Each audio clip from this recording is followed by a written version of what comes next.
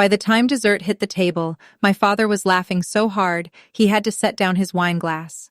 He pointed across my brother's brand new kitchen island and said, loud enough for everyone to hear, 37 years old and still renting. Tell me, Lena, do you ever plan on owning anything?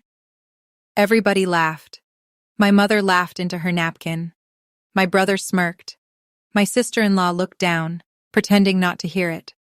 And I sat there holding a fork over a slice of peach cobbler, staring at the man who had spent my whole life calling me temporary.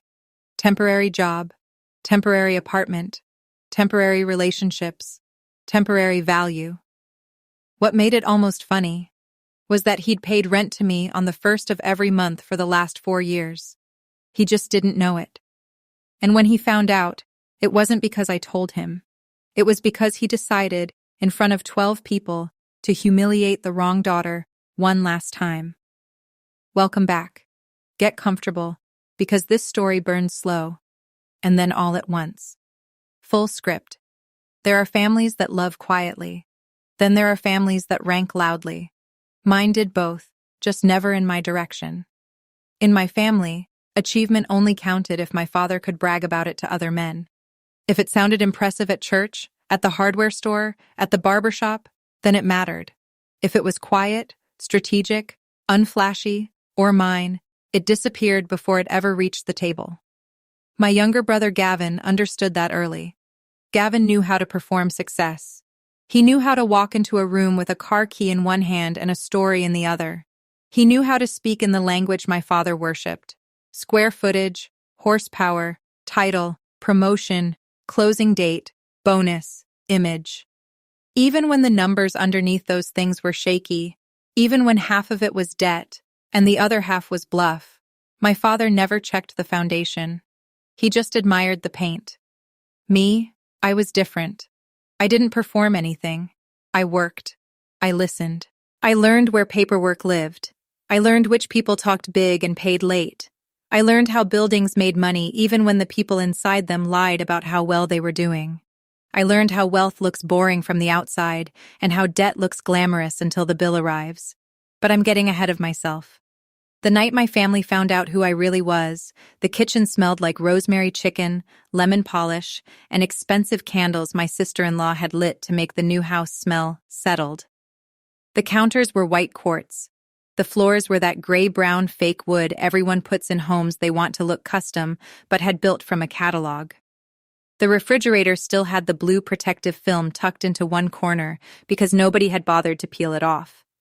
Gavin and Chloe had invited the whole family over for what my mother called a house blessing dinner, which was really just a polished excuse to show off the fact that Gavin had bought his second home before 40. My parents arrived carrying 2 bottles of wine and enough pride to flood the driveway.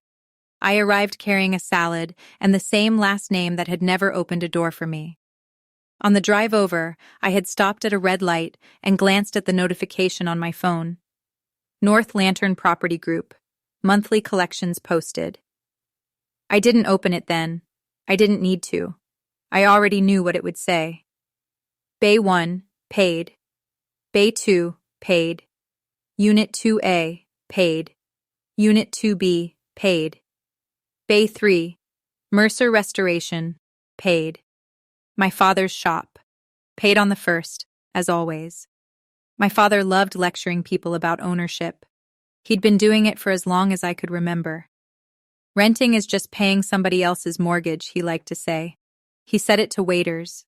He said it to cousins. He said it to strangers if they made the mistake of talking to him too long. He said it to me most of all.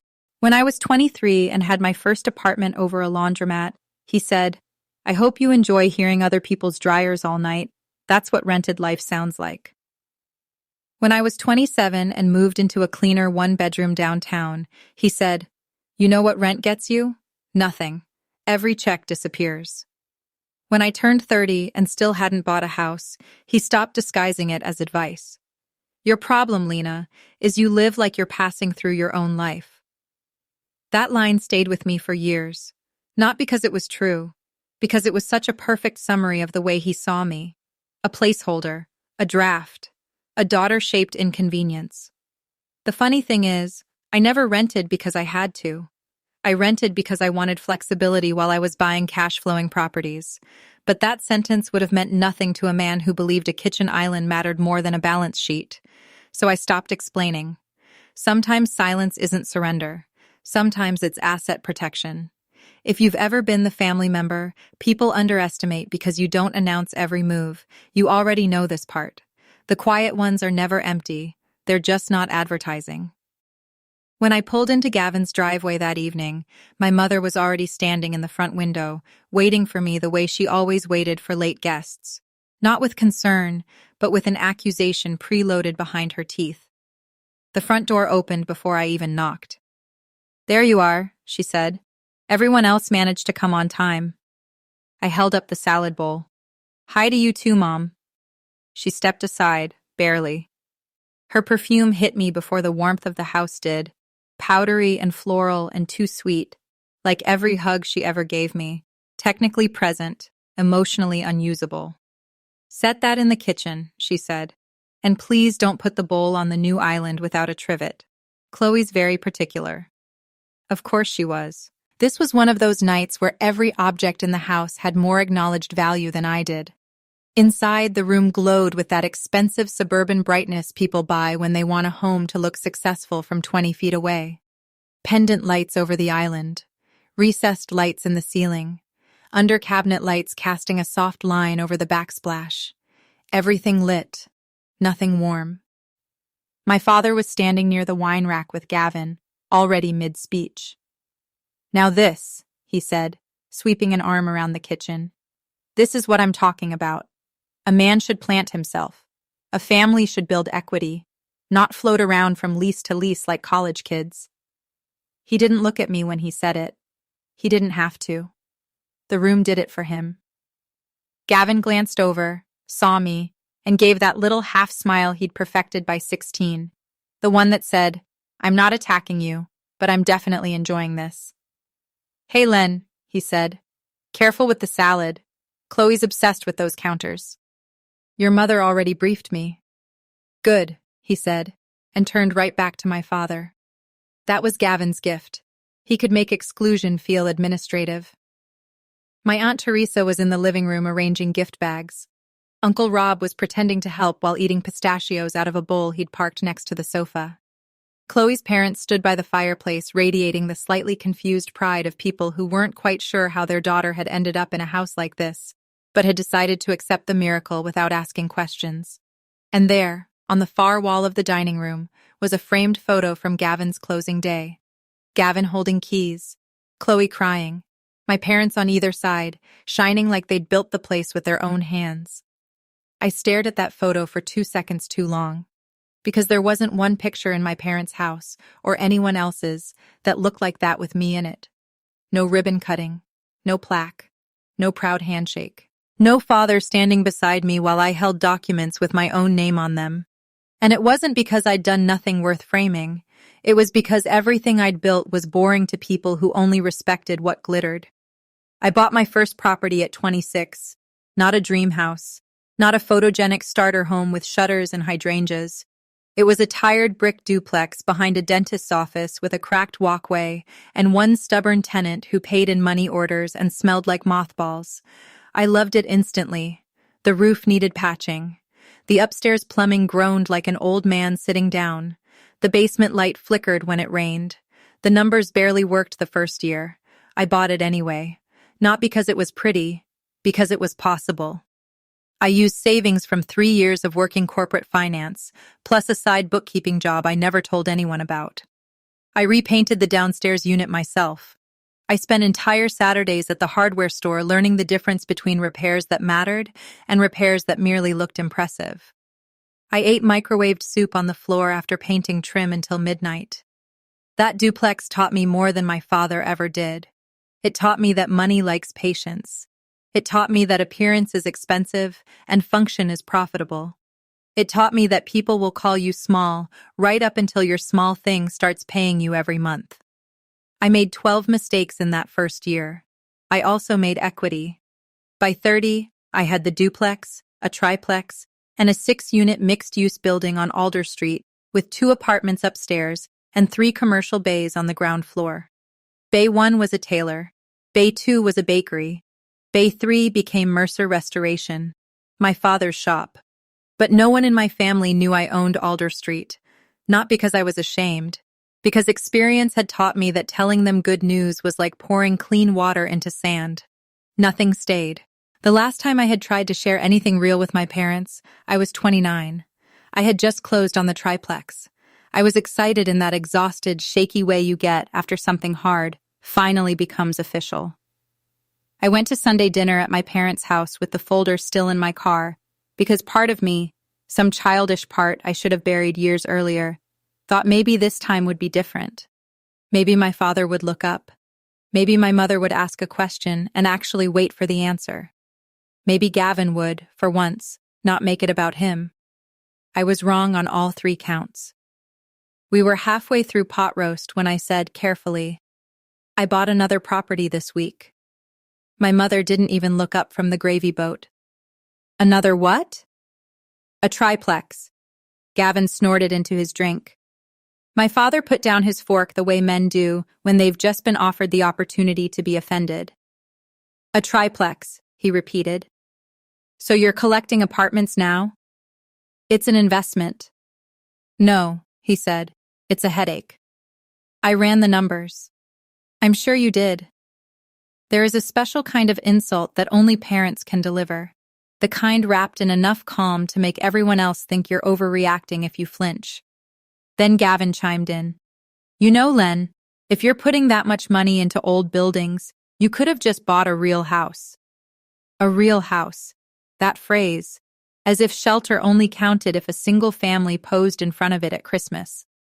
My mother nodded. "That's what I keep saying. She's clever, Victor, but she has no instinct for life." No instinct for life. I remember the exact sound of the clock in their dining room after she said that. 3 loud ticks, 1 swallow, 1 long second where I realized nobody at that table had any intention of seeing me clearly. That night, I went home, sat on the floor of my apartment, opened my laptop, and formed North Lantern Property Group. Not to hide from the world, just from them. My company name never included Mercer. My management company handled tenants. My attorney handled contracts. My accountant handled everything official. And I handled the truth by keeping it where it could grow without being touched. Some families inspire greatness. Others simply make privacy necessary. Back in Gavin's kitchen, I set down the salad and stepped away from the island before anyone could tell me I'd done it wrong. Chloe breezed in 2 minutes later wearing cream-colored knitwear, too elegant for cooking and too impractical for real life. She air-kissed my cheek. "Thanks for bringing something," she said. Something. Not the salad, not dinner, just something. "It looks healthy," she added, which in Chloe language meant boring. "You're welcome." She smiled the way women smile when they want to remain technically polite while still sorting you into a lower category. "Drinks are in the fridge," she said. "The good wine is for dinner." Meaning, not for me, probably. I opened the fridge and reached for sparkling water. On the second shelf, next to marinated olives and a tray of tiny desserts, sat an envelope with the logo of First Regional Bank. Mortgage paperwork. I only noticed it because I noticed those things. Because documents have always spoken more honestly to me than people. The envelope was thick. Too thick. I filed that detail away and closed the fridge. Dinner was called 20 minutes later. We took our places around Gavin's long wood table, the kind of table people buy when they want their house to host generations. 8 chairs, 2 extra folding ones brought in from the garage, 12 people in total. Guess who got seated at the end? Not the head, not the center, the end. I have spent so many years at the end of family tables that I could probably identify myself from childhood in photographs just by following the line of where significance stopped. My father sat halfway down one side, close enough to command attention. My mother across from him. Gavin and Chloe at the center like a bridal couple reenacting an ad for expensive dishware. Dinner began with compliments aimed in exactly the directions I expected. "This chicken is unbelievable, Chloe." "Gavin, this backyard is huge." "Victor, you must be so proud." He was. You could see it in the way he sat taller with every praise aimed at his son. Pride changed my father physically. It widened him, brightened him, made his voice fuller. It was the closest thing he had to tenderness. I used to want that look turned toward me. Not anymore. Wanting things from the wrong people is how you go hungry in rooms full of food. About 15 minutes in, Uncle Rob asked Gavin what his monthly payment looked like now with the new house. Gavin gave a modest little shrug that was supposed to say we're blessed while actually meaning please continue admiring me. It's a stretch, he said, but worth it. You know how it is. Ownership costs. My father laughed. That's because men build. That's what people forget now. Everybody wants easy. Nobody wants roots. Then his eyes shifted to me. There are moments when a room turns before anyone speaks. You feel it in the shoulders around you, in the way people suddenly care very much about their plates. Lena, he said, what are you paying these days? $2,200 to live in that apartment? Close. He gave a low whistle. Imagine flushing that every month. My mother dabbed the corner of her mouth with her napkin. I still don't understand it. At your age, I had 2 children and a house. At my age, I said, you also had Grandpa paying your utility bills. That landed. Not loudly, not enough to start a war, but enough to nick the surface. My mother's face cooled by 3 degrees. We all had help back then. Some more than others. Gavin leaned back in his chair. Come on, Lena. Nobody's judging you. Everybody at the table avoided my eyes with such discipline that it almost impressed me. My father smiled that dry little smile he uses right before he says something cruel and calls it honesty. No one's judging, he said. We're concerned. There's a difference. Concern. The most disrespectful word a controlling parent can borrow. He set down his knife. You've had good jobs. You're smart. No one's denying that. But at some point, a person has to ask what they've actually built. Not spreadsheets, not theories, not temporary living situations. Real life. Temporary living situations. There it was again. My mother nodded. Your brother understands security. I looked at Gavin's kitchen, the brand new cabinets, the staged fruit bowl, the decorative cookbooks no one had opened, the envelope from the bank in the fridge. Security. Interesting word. Then Chloe's mother joined in, not knowing she was stepping into a trap. Maybe it's just not everyone's priority. Some women don't really care about owning. Some women. That old soft dismissal with lipstick on it. I smiled. Maybe some women care more about owning income than matching shutters. Chloe blinked. Gavin laughed once through his nose. My father's jaw tightened. He hated when I answered cleanly. Messy emotion he could dominate. Calm accuracy bothered him. He took a drink of wine and shifted tactics. Well, he said, whatever helps you sleep at night. I just know I'd be embarrassed spending my life paying somebody else and calling that independence. There it was, the line, the one he would regret. Not immediately, but permanently. If this kind of family dinner feels familiar to you, stay with me. Because the people who laugh the loudest at the table are usually the least prepared for the truth sitting across from them. I wish I could say that was the moment I decided to expose him. It wasn't. I still had no intention of revealing anything, not because I was afraid, because people like my father don't deserve access to information just because they demand it. I would have eaten dessert, gone home, and let him keep his ignorance. But my father has always had a talent for turning humiliation into a hobby. And that night, apparently, he had extra energy. After the plates were cleared and the peach cobbler came out, Gavin opened gifts in the living room. Chloe filmed everything.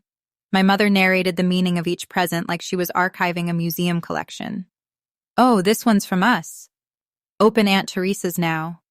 No, hold it up first. My father stood near the fireplace holding court, explaining to Chloe's father why Gavin had always been the one with drive. I heard him say it from across the room while I was balancing a dessert plate and a coffee cup. Lena's intelligent, he said, but intelligence without direction is just drift. I stopped walking. He kept going. Gavin's a finisher. Some people make a life. Some people just maintain one. That was the thing about my father. He never whispered the worst parts. He wanted witnesses.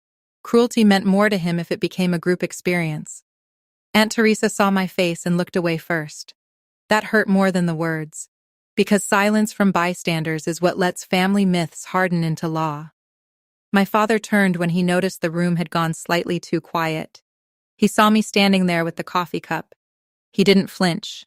Instead, he smiled. "Tell me I'm wrong, Lena." I set the plate down on a side table. In a normal family, someone would have interrupted. In a healthy room, my mother would have said, "Victor, enough." In a decent world, my brother would have stepped in. But the room just waited. Because when one person has spent years playing executioner, everyone else eventually starts treating the blade like furniture.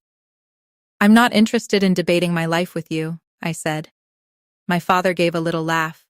"That's convenient." Gavin muttered, "Dad." Not to stop him, just enough to seem reasonable later. My mother stepped in then, but only to make it worse. "Your father is trying to say that we worry about you," she said. "You live alone, you rent, you move money around in all these little projects and still have nothing solid to point to. We're your parents. We're allowed to notice." All these little projects. I almost laughed. Because one of those little projects was the building where my father made every dollar he'd earned for the last 4 years. Instead, I said nothing. That irritated him. People like my father expect resistance because resistance gives them shape. Silence makes them sloppy. So he escalated. "I'll put it plainly," he said. "At 37, if you're still renting, you did something wrong." The room froze. There are sentences that don't sound violent unless you've been hit by them before. To anyone else, it was just an opinion. To me, it was 30 years condensed into one line. Still renting. Still not chosen. Still not enough. Then he lifted his glass and pointed it, not quite at me, but close enough. "Your brother owns 2 homes. You own what exactly? Furniture you can't take a deduction on?" A few people chuckled reflexively. My mother smiled into her cup. That's when something inside me went still. Not angry. Still. That dangerous kind of calm that arrives when pain stops being new. Because I suddenly understood that nothing about this night was accidental. This wasn't concern. This wasn't dinner conversation. This was a public ranking ceremony. And my role had already been assigned. The failure, the warning, the woman they could all feel safer than. My father walked toward the sideboard and picked up a manila folder.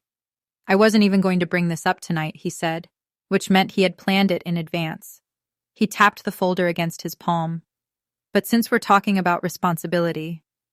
I knew that folder instantly. Commercial lease renewal packet. Mine. North Lantern logo in the corner. Management company tabs. Signature page flagged in blue. For one bright, terrible second, the whole room blurred at the edges. Not because I was scared, because the universe had a sense of timing so sharp it almost felt theatrical. My father held up the folder and laughed. "You know what's funny? My landlord sent over this renewal and half this nonsense might as well be in another language. Late fee clause, maintenance language, common area liability, personal guarantee." He shook his head and looked right at me. "You work with paperwork, don't you? Since you're so good at other people's property, maybe you can finally make yourself useful and explain why I'm paying this much to stay in a building I've been in for 20 years. The room turned to me, and there it was. The match, the gasoline, the open floor. He walked over and handed me the lease packet, handed it to me. My father placed his own tenancy in my hands and asked me to interpret it for him in front of everyone he'd just used as an audience. There are moments in life when revenge doesn't feel hot. It feels precise. I took the folder, opened it. The pages made that soft, expensive Russell legal paper always makes. I flipped past the rent schedule, past the standard clauses, and landed on the signature page I already knew by heart. Mercer Restoration, Bay 3, Alder Street. Renewal term, 36 months. Base rent increase, 2.5%. I had instructed my manager to keep it below market because of his length of occupancy. He had called me greedy anyway. I looked up at him. "Do you want the simple version?" I asked. "Or the version you'd understand?" Aunt Teresa covered her mouth. Gavin straightened. My mother said my name in warning. Lena, she snapped. But my father just folded his arms. He thought he still had control. Try me. So I did. The clause you're upset about, I said, is standard. The increase is lower than market. The maintenance language is actually more favorable than what most small commercial tenants get, and the personal guarantee only matters if you default. His face tightened. I know what default means. I'm not sure you do, I said, and turned a page. You were late twice last year. You could feel the air change, not because of what I said, because of how specific it was. My father stared at me. What? Twice, I repeated. September and January, both cured within the grace period, so no penalties were applied. Gavin frowned. My mother looked from him to me. Chloe lowered her phone.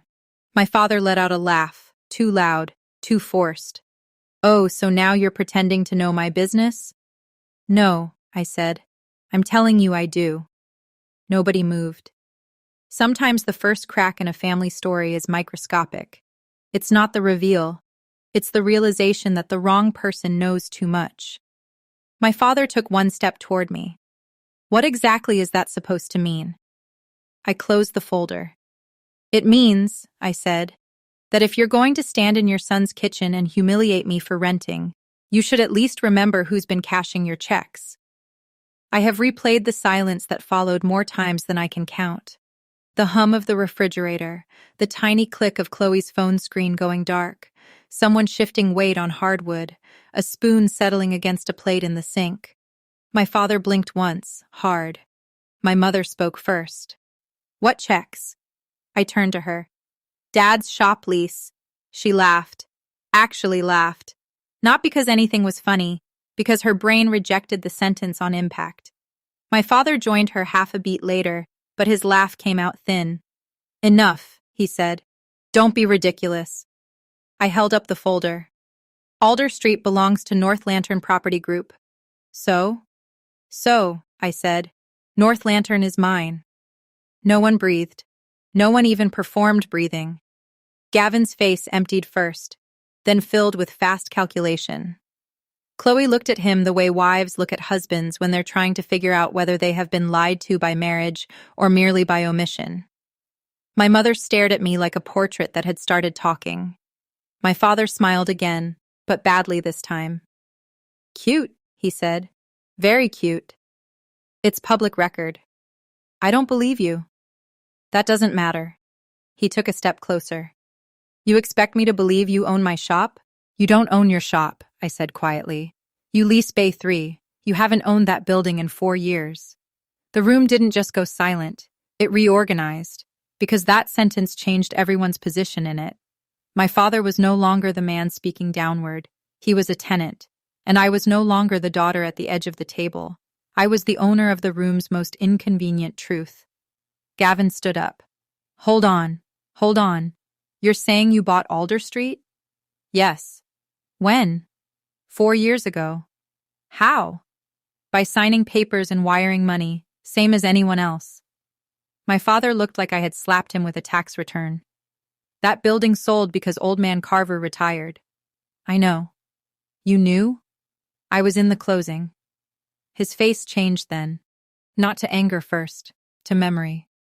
He was going back through 4 years of rent checks, maintenance emails, repair requests, renewal notices, and trying to locate my shadow in all of them. He couldn't, because I had never put myself there. That was the point. There is something deeply upsetting to proud people about competence they didn't authorize. My mother found her voice next. Why would you do that without telling us? There it was. Not, is it true? Not, how did you build that? Not, we were wrong. Why would you do that without telling us? As if the offense was privacy, as if the wound was theirs. I looked at her, and for the first time in years, I answered without protecting anyone's feelings. Because every time I told this family I built something, you used it as proof that I built the wrong thing. She opened her mouth, closed it, looked down. Aunt Teresa sat slowly in the armchair near the window, like her knees had given up at the same exact moment as the family illusion. My father straightened his shoulders. He was trying to rebuild authority from scraps. So what then? he said. You bought one building and now you think you're something? I almost admired the instinct. Even now, even hanging over the truth like a man who'd stepped through rotten floorboards, he still tried to sneer. One building? Gavin asked. He was looking at me differently now. Not warmly, not apologetically, just with sudden animal caution. I met his eyes. No, I said. Not one. Then I let the silence stretch just long enough for the sentence to become expensive. I own Alder Street, the Mason duplex on Briar, the 4 storefronts on King Avenue, and a 7-unit on East Hollow. Chloe whispered, What? Altogether, I said, it's 19 doors. My mother sat down without meaning to. It was one of the most honest things I had ever seen her do. 19 doors. The phrase hung in the room like a chandelier nobody could afford to ignore. My father's face drained slowly, like color leaving old fabric in sunlight. You're lying, he said, but the words had no foundation under them now. I'm not. Why would you still rent if you had all that? Finally. The question that proved he understood absolutely nothing about me. Because where I live is not the center of my worth, I said. Because liquidity matters. Because I'd rather own assets than impress people at dinner. Because I don't need granite countertops to feel like I made it. That one hit Gavin too. Good. He deserved a little collateral damage. If you've ever had to explain to people that your life was strategic, not sad, you know how exhausting that moment is. The hardest part isn't the truth. It's how small their understanding feels once the truth arrives. My father reached for the folder again, but I didn't hand it back. Let me see that. No. His eyes snapped to mine. No? No, I repeated. You can request another copy from management, like every other tenant. That word, tenant. I didn't say it louder than the rest. I didn't need to. My mother pressed a hand to her chest. Lena. What? That's your father. And I'm his landlord. It was brutal, cleaner than rage, colder than revenge, and exactly true. Across the room, Uncle Rob looked away so fast I knew he was trying not to smile. Gavin started pacing. This is insane. This is actually insane. You bought Dad's building and just sat on that information for years? Yes. So you could what? Throw it in his face one day? No, I said. I sat on it so I wouldn't have to hear this family reduce it to a weird little phase. He stopped walking. That landed harder than anything else. Because it was accurate. Because deep down, every single person there knew exactly how they would have treated the news if I'd shared it earlier. My father did something then I'd never seen him do in public. He looked embarrassed. Not angry embarrassed. Exposed embarrassed. Those are different. Those angry embarrassment blames. Exposed embarrassment calculates the witness count. He glanced around the room and realized there were too many people in it. My mother tried to rescue him. Well, if this is true, she said, choosing each word like she was stepping on broken glass, then it was dishonest not to tell family. That almost made me laugh. Dishonest. From the woman who had smiled through every comparison, every insult, every redirected conversation where my life was treated like a cautionary tale. Dishonest? I said. No, Mom. Privacy is not dishonesty. And if you want dishonest, let's talk about all the times you introduced Gavin as our success story while telling people I was still figuring things out. Nobody spoke. My mother's eyes filled, but I had seen that before. Her tears had always arrived quickest when consequences finally reached her own seat. My father recovered just enough to lash out. So what now? He barked. You want applause? Is that what this is? You think owning a few rundown properties makes you better than us? There are insults people use when they can no longer deny your success.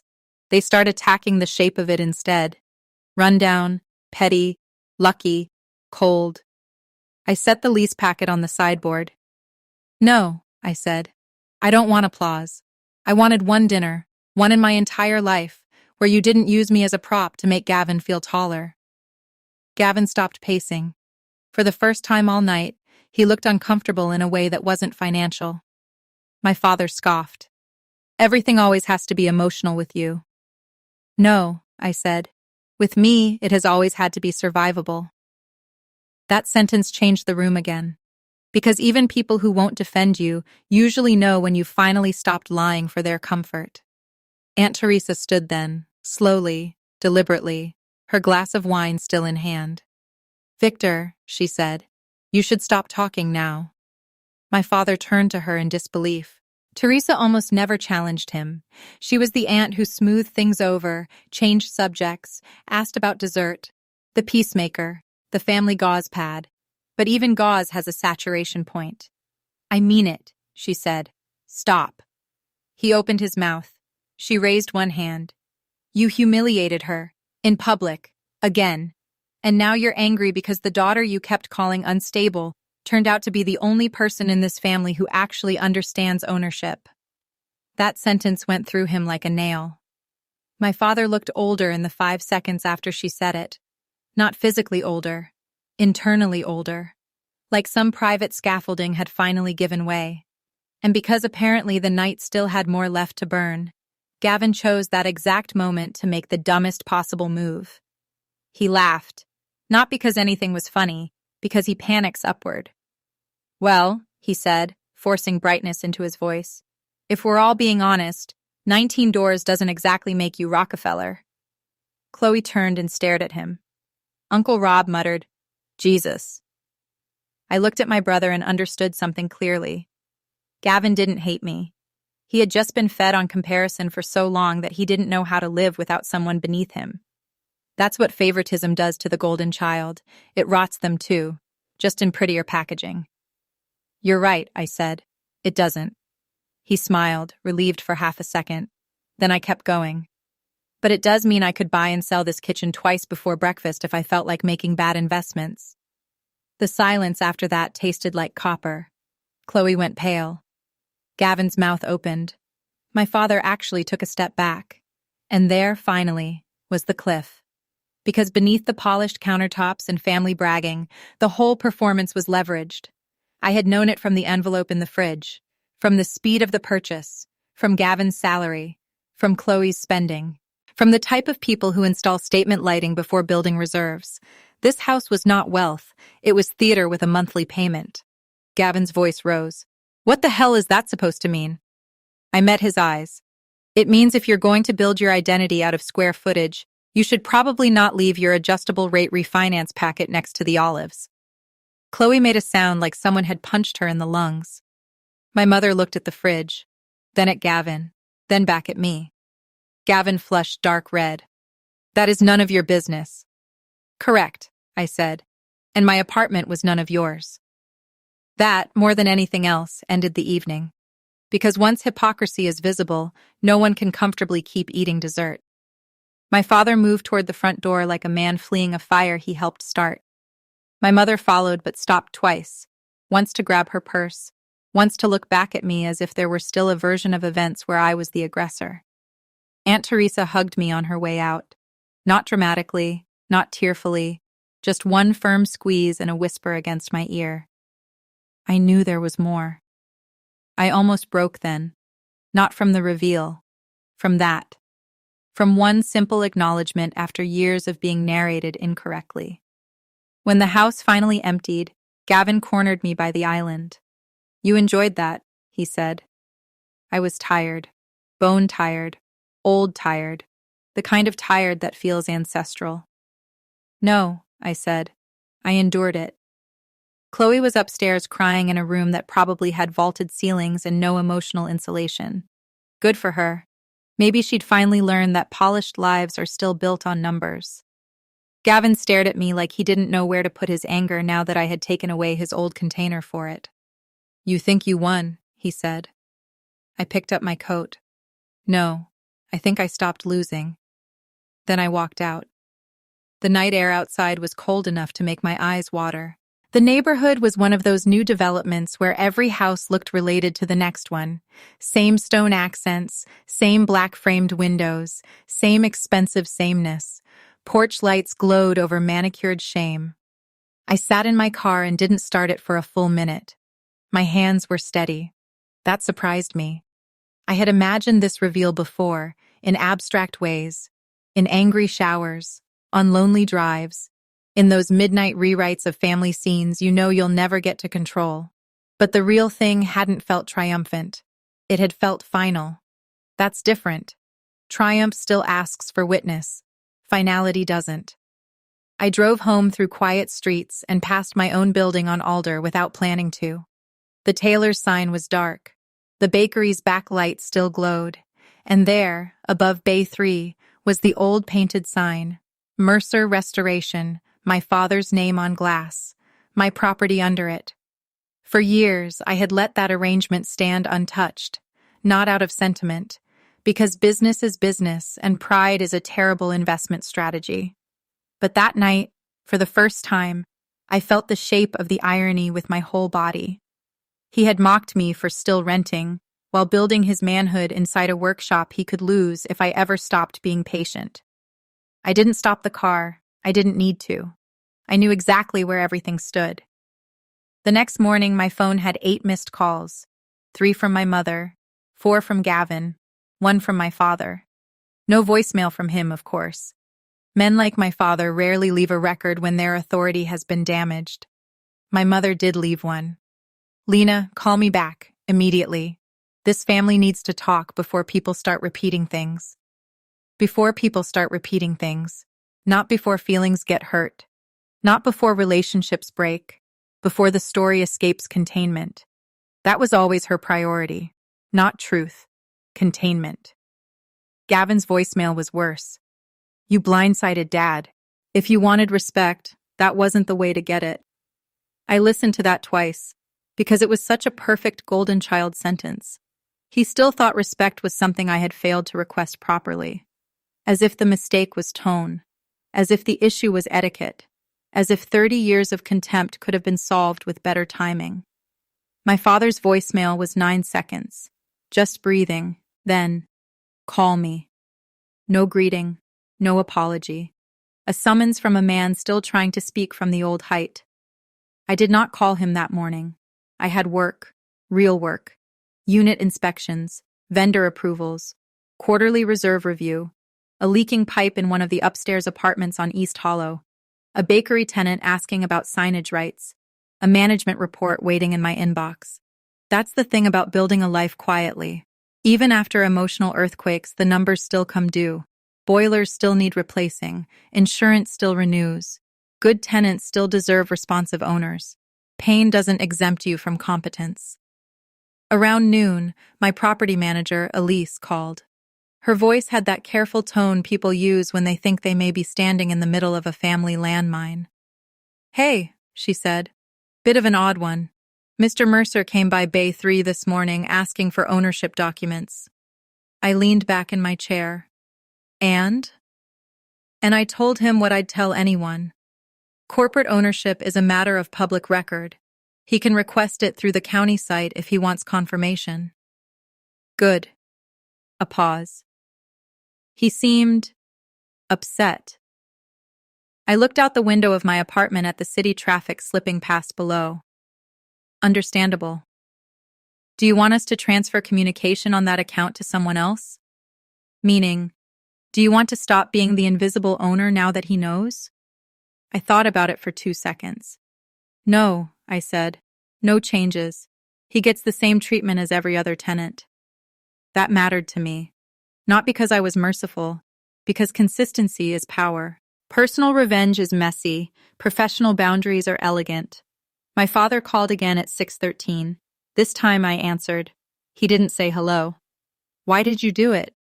Not, "Is it true?" Still not that. "Why did you do it?" Which told me he had checked.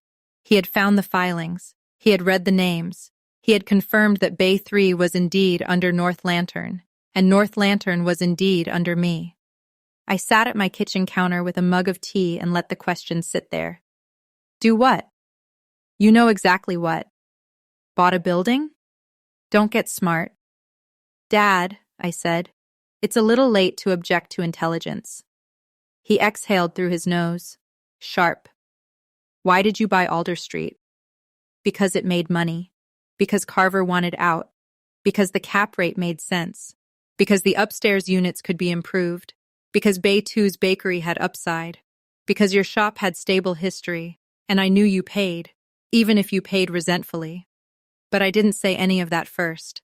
I said the truest thing. Because I could. Silence. Then quieter. You should have told me. There are people who say a sentence like that and mean I wish I had known you better. My father meant I should have been informed. Different country entirely. I did tell you things, I said. Years ago. You laughed at me. I laughed at bad decisions. No, I said. You laughed at me before you ever understood the decisions.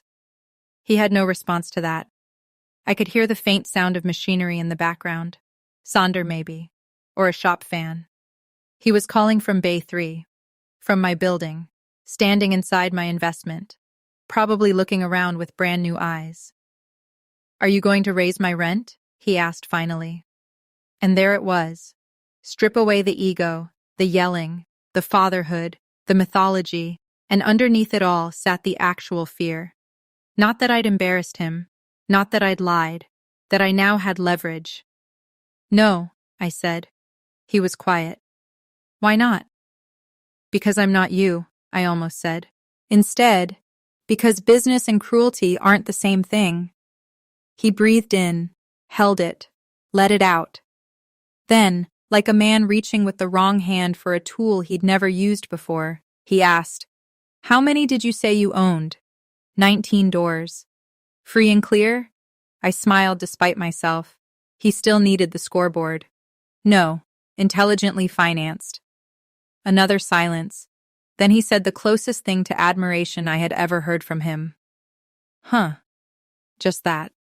A small masculine syllable. A sound with no emotional risk in it. Then he hung up. That should have satisfied me more than it did. But when you've gone hungry a long time, crumbs don't suddenly become a feast.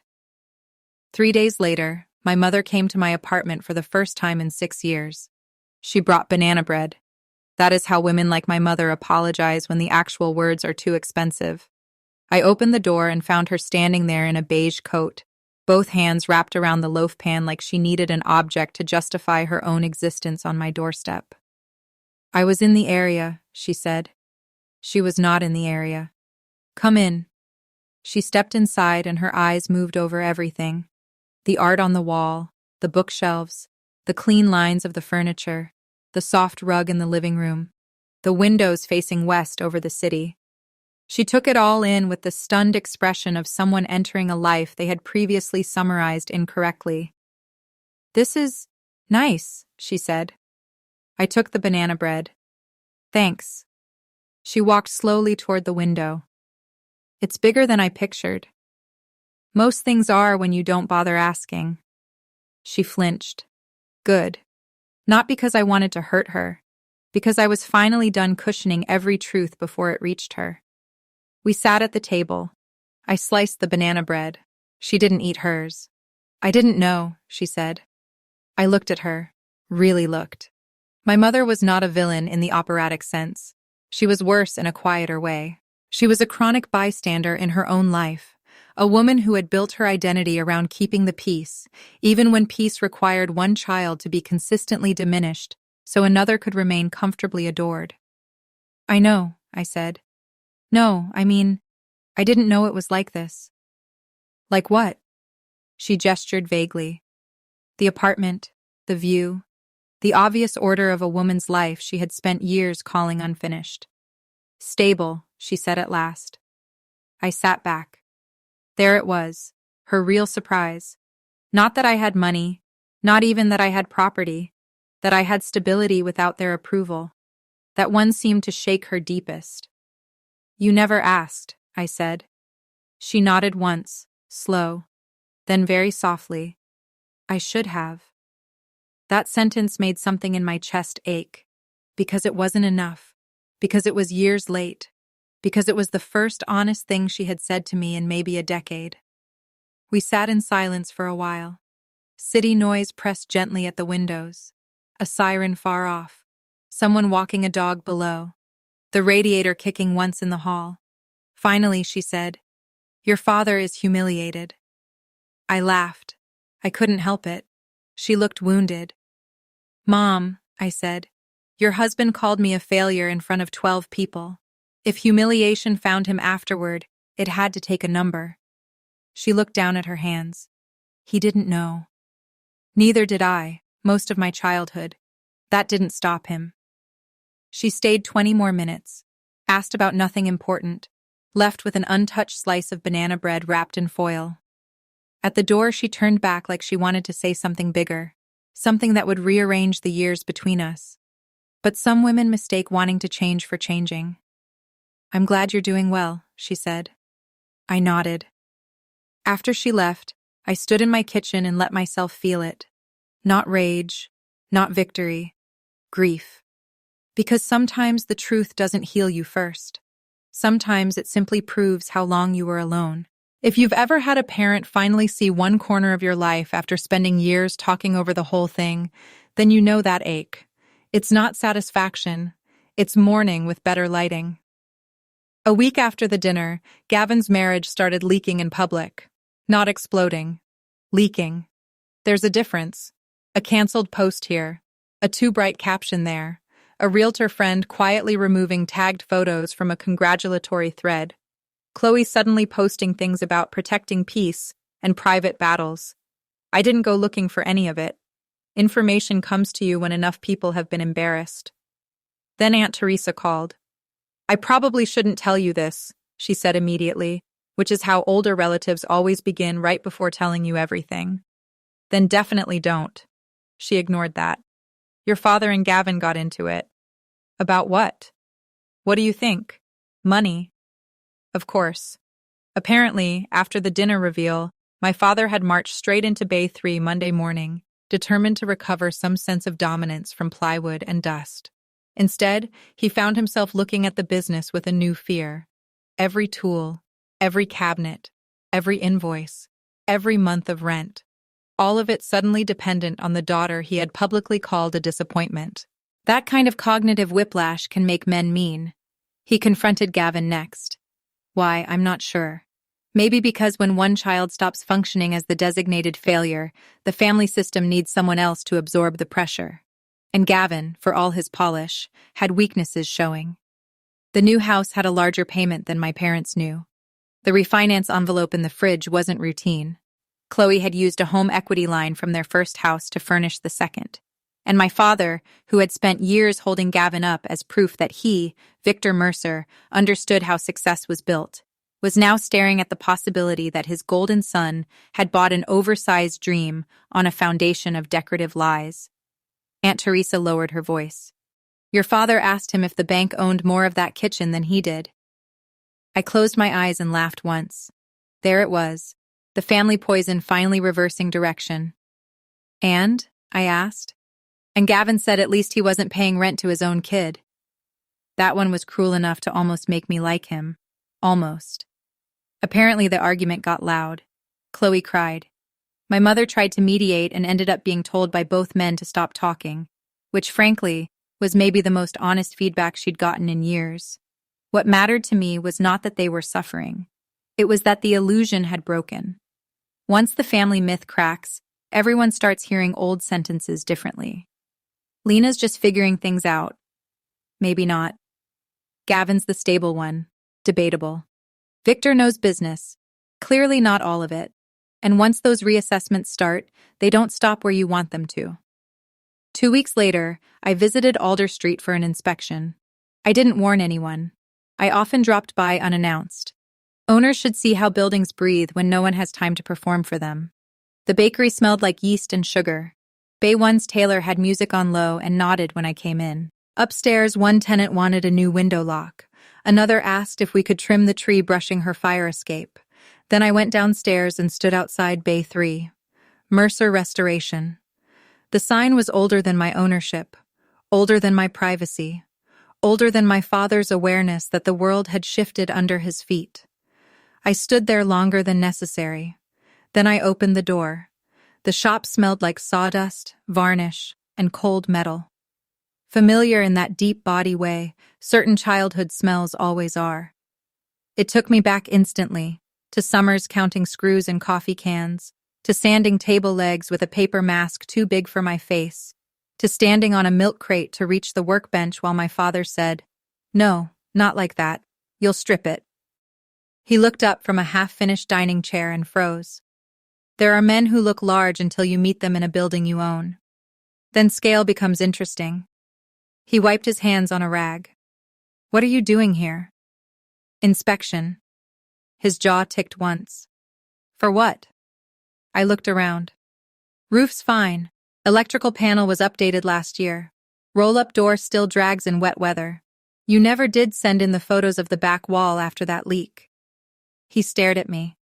Because I wasn't speaking like a daughter. I was speaking like an owner. And the thing about authority is this. Once it stops asking permission, people hear it differently. "I fixed the leak," he said. "I know. The patch was sloppy." He almost smiled, which made me angrier than if he'd yelled. He set down the rag. "Are you going to sell the building?" "No." "Why not?" "Because it works. Because the location is strong. Because the bakery wants expansion rights. Because Bay 3's lease is stable even if the tenant is emotionally exhausting." "Because it's a good building," I said. He looked around the shop, at the rafters, the fluorescent lights, the front windows, the workbench scarred by years of use. Then he did something I never expected. He said very quietly, "I built this place. Not owned. Built." And for 1 second, I heard the truth under the ego. He had spent decades turning empty wood into tables, dressers, cabinets, repaired heirlooms. He had been cruel, biased, small-hearted with me, but his hands had still made things. I nodded once. "You built the business," I said, "not the building." That hurt him. I saw it land.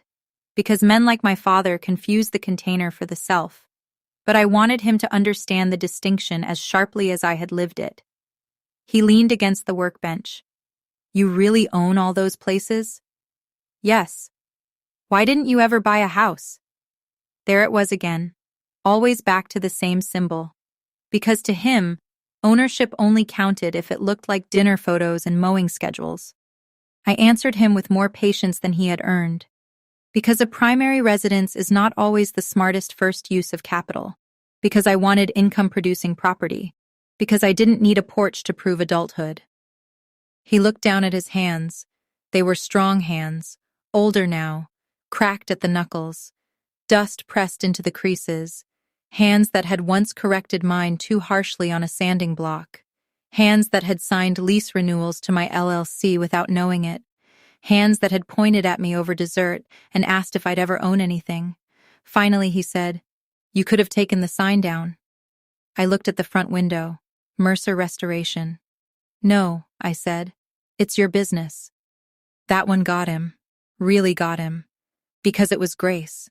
Not surrender, not softness. Grace from the person he had least deserved it from. He turned away like he needed to look at clamps instead of me. When I left Bay 3 that day, he did not stop me. But just before I reached the door, he said, "The back alley light's been out for a week." I smiled without turning around. "I know," I said.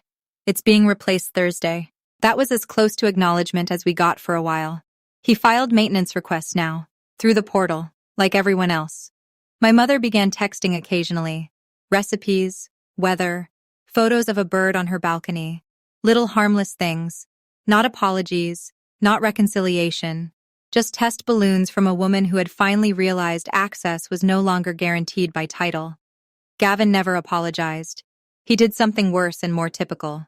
He became careful around me. People think being feared is dramatic. Mostly it's administrative. His voice changed when he spoke to me. His jokes got blander. His questions became strategic. He wanted to know about rates, markets, neighborhoods. Not because he respected me, because he now suspected I knew things that might save him. I gave him nothing free, not out of vengeance, because he had been given enough by default his whole life. Then Christmas came, and for the first time ever, I did not go to my parents' house. I hosted my own dinner, small, intentional, warm. Aunt Teresa came. Uncle Rob came. My friend Mara brought wine and a pie she admitted was from a bakery box 10 minutes after claiming she made it. We ate at my table by the window while snow came down soft over the city. At 7:30, my mother texted, "Your father keeps looking at the door." I stared at that message for a long time. Then I typed back, "I hope he understands why." She didn't answer. That was enough. Because for the first time in my life, absence was not me being excluded. It was me deciding where I would no longer place myself. That changes a person. There is a peace that arrives when you stop auditioning for roles in other people's emotional theater. Mine arrived quietly, in good lighting, over roasted potatoes. While Aunt Teresa laughed so hard she snorted wine and blamed the chair. Weeks passed. January settled in. I reviewed year-end numbers, approved a new roof contract, refinanced one property at a better rate, and took a 2-day trip by myself to a hotel with no family history inside it. One icy Thursday morning, an envelope arrived in North Lantern's office mailbox. Inside was a check for Bay 3 rent. On time, as always. Folded with it was a single handwritten note on shop stationery. "Back alley light works now. Good fix. VM." I read that note 3 times, not because it was beautiful, because it was tiny and real. My father had complimented work I did without knowing how to call it that. Good fix. From him, that was nearly operatic. I put the note in my desk drawer, right next to the original deed from my first duplex. Not because it healed anything, but because I had learned to keep proof of my own life in places where nobody could rewrite it. And if you want the truth, the revenge was never really that he became my tenant. The revenge was that I became undeniable. Not loud, not flashy, not begging, not explaining. Undeniable. My father could keep his opinions about houses. My mother could keep her delayed realizations. Gavin could keep performing adulthood under decorative lighting. I had something better than being chosen by them. I had chosen myself years earlier and built accordingly. That is what saved me. Not the reveal, not the silence after, not the shock on their faces. The work saved me. The spreadsheets, the repairs, the reinvestments, the nights no one clapped, the mornings no one asked. The discipline of letting something grow in private until it no longer needed permission to exist. A month later, I drove past Gavin's house again. For sale sign in the yard. Not huge, not dramatic, just there. White post, red lettering, a neat little public confession planted in winter grass. I didn't stop. I didn't text him. I didn't call my mother. I didn't tell Aunt Teresa, though I knew she'd find out by dinner. I just kept driving. Because not every ending needs your fingerprint on it. Some endings arrive on their own, right on schedule, once the lies that held them up become too expensive to carry. My father still rents Bay 3. Same terms, same portal, same due date. Sometimes when I'm reviewing,